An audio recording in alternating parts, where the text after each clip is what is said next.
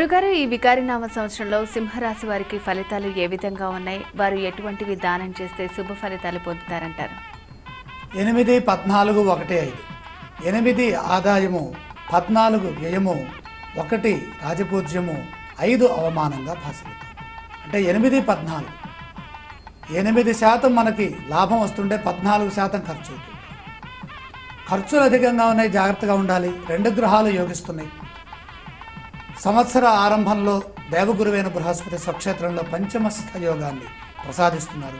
అలాగే నవంబర్ నుండి గురుబలం చక్కగా ఉంది. ఇక సంవత్సరం మొత్తం ఏకాదశంలో రాహు ఇచ్చేటటువంటి ఫలితం బ్రహ్మాండంగా ఉంది.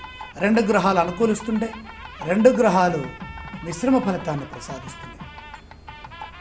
ఐశ్వర్యపరంగా, సంపద పరంగా ఆస్తిని వృద్ధి చేసుకునే క్రమంలో దేవగురువైన బృహస్పతి నవంబర్ నుండి పరిపూర్ణంగా యోగిస్తున్నారు. అలాగే సంవత్సర ప్రారంభంలో ఏప్రిల్ 23 వరకు గురుబలం చక్కగా అనుకూలిస్తోంది.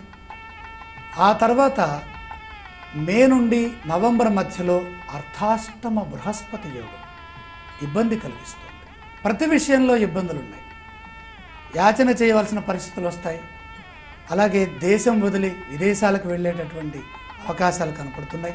విదేశ యోగం కోరుకునే వారికి ఇది అనుకూలమైన కాలము, మే నుండి నవంబర్ మధ్యలో.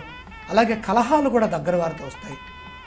ముఖ్యంగా విద్యార్థులకి సంవత్సరం మధ్య భాగం అంతా కూడా అర్ధాష్టమ బృహస్పతి యోగం విద్యా విఘ్నాలను ఇస్తుంది.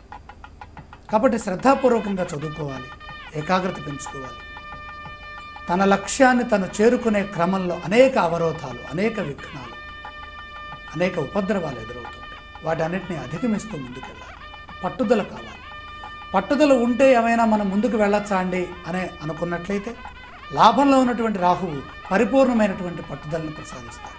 పట్టుదలని, సాహసాన్ని ఇవన్నీ కూడా ఆయన అందిస్తున్నారు. మంచి ఫలితాలు ఉన్నాయి. శుభప్రదమైనటువంటి కాలాన్ని పొందే క్రమంలో నవంబర్ వరకు జాగ్రత్తగా ఉండండి. నవంబర్ తర్వాత అనుకూలంగా ఉంది.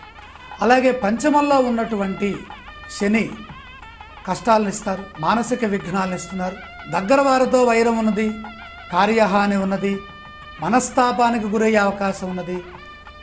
ప్రతి చిన్న మాటని పట్టుకొని మానసికంగా కృంగిపోకుండా శ్రద్ధాపూర్వకంగా ప్రతిరోజు ఓం శనైశ్చరాయ నమః అనుకోండి.